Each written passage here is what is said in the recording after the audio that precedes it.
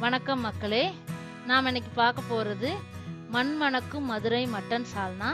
செய்வது எப்படின்னு பார்க்கலாம். அதுக்கு ஃபர்ஸ்ட் ஒரு தேங்காய் பேஸ்ட் ரெடி பண்ணணும். அதுக்கு தேவையான பொருட்கள் என்னென்னு பார்க்கலாம்.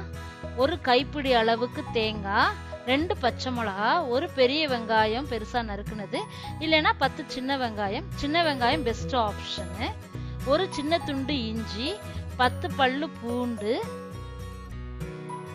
10 இருந்து 15 வரைக்கும் முந்திரி பருப்பு, 1 டீஸ்பூன் பெருஞ்சீரகம், 1 டீஸ்பூன் ஜீரகம், 2 டீஸ்பூன் கசகசா, 1/2 டீஸ்பூன் மிளகு, 2 துண்டு பட்டை, 5 கிராம்பு, 4 அல்லது 5 ஏலக்காய்.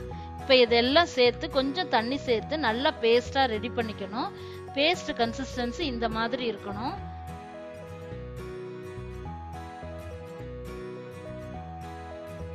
நான் தாளிக்கிறதுக்கு தேவையான பொருட்கள் பார்த்துடலாம். 1 பிரிஞ்சி இலை, 2 பட்டை, 2 அன்னாச்சி பூ, 1 கருப்பு ஏலக்காய், 3 அல்லது 4 கிராம்பு, 2 பச்சை மிளகாய் நீளமா கீறினது, 1 கைப்பிடி அளவு கருவேப்பிலை, 2 பெரிய வெங்காயத்தை நீள நீளமா நறுக்கி வச்சுக்கோங்க, 2 தக்காளியை நீள நீளமா நறுக்கி வச்சுக்கோங்க, 1 கைப்பிடி அளவு புதினா, 1 டீஸ்பூன் இஞ்சி பூண்டு பேஸ்ட், 4 அல்லது 5 டேபிள் ஸ்பூன் நல்லெண்ணெய். இப்போ நம்ம இந்த சால்னாவை குக்கரில் தான் செய்ய போகிறோம். ஸோ அதனால் நான் குக்கரை வச்சுட்டு 4 அல்லது 5 டேபிள் ஸ்பூன் நல்லெண்ணெய் ஊற்றிட்டேன். இப்போ தாளிக்கிறதுக்கு தேவையான பொருட்களை 1 by 1 நம்ம சேர்த்துக்கலாம்.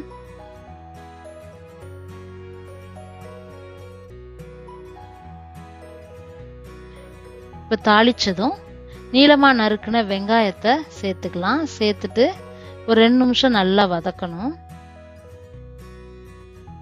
அதுக்கப்புறம் 1 டீஸ்பூன் இஞ்சி பூண்டு பேஸ்ட்டையும் சேர்த்து அதை ஒரு 2 நிமிஷம் பச்சை வாசனை போகிற வரைக்கும் வதக்கணும். இப்போ உப்பு மஞ்சப்பொடி போட்டு வேக வச்ச மட்டன், ஒரு 1/4 கிலோ மட்டன் இருக்கும், அதை நம்ம இதுல சேர்த்துடலாம். சேர்த்து நல்லா வதக்கிடலாம்.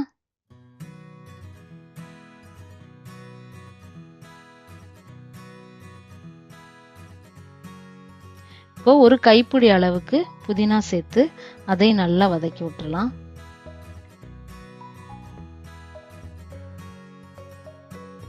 இது நல்லா வதங்கினதும் நம்ம நறுக்கி வச்சிருக்கிற தக்காளியவும் இப்ப சேர்த்துக்கலாம்.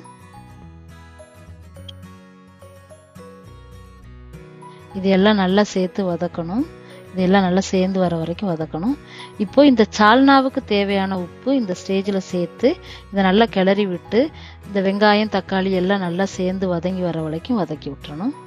இப்போ பாருங்க, நல்லா எல்லாம் சேர்ந்து வந்துருச்சு. இந்த ஸ்டேஜில் நம்ம வீட்டில் அரைச்ச குழம்பு மிளகாய்த்தூள் 1/2 டேபிள் ஸ்பூன் சேர்த்துக்கோங்க. 1/2 டீஸ்பூன் மஞ்சள் தூள் சேர்த்துக்கோங்க.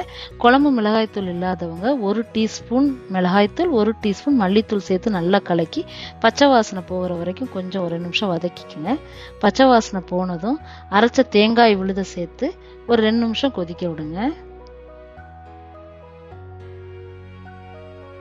கொதிச்சதும் நீங்க தேவையான அளவு தண்ணீர் சேர்த்துக்கோங்க. உங்களுக்கு எந்த கன்சிஸ்டன்சில தண்ணி சால்னா தேவையோ அந்த கன்சிஸ்டன்சில தண்ணி சேர்த்துக்கோங்க.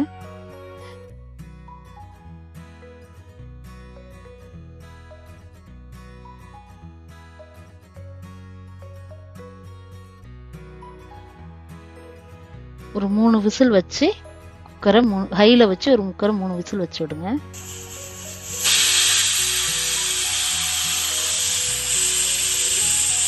இப்போ 3 விசில் போய் குக்கர் விசில் எல்லாம் அமர்ந்துருச்சு. இப்போ எப்படி இருக்குன்னு பார்க்கலாம். சால்னா பாருங்க, மணக்கும் சால்னா ரெடி ஆயிடுச்சு. மதுரை மட்டன் சால்னா எங்களுக்கு தேவையான கன்சிஸ்டன்சியில் கரெக்டாக ரெடி ஆயிடுச்சு. உங்களுக்கு கொஞ்சம் தண்ணியாக இருக்கிற மாதிரி தோணுச்சுன்னா ஒரு 2 நிமிஷம் கொதிக்க விட்டிங்கன்னா கொஞ்சம் கெட்டியாயிடும். திறந்ததும் உங்களுக்கு தேவையான கன்சிஸ்டன்சியில் ஆஃப் பண்ணிக்கோங்க. இப்போ சிறிதளவு கொத்தமல்லி தூவி இறக்கிருங்க.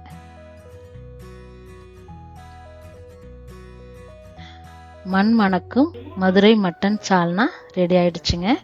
எப்படி இருக்குன்னு செஞ்சு பார்த்துட்டு சொல்லுங்க. இது இட்லி, தோசை, பரோட்டாவுக்கு சூப்பராக இருக்கும். எப்படி இருந்துச்சுன்னு கமெண்ட்ல சொல்லுங்க. பிடிச்சிருந்தா சப்ஸ்கிரைப் பண்ணுங்க.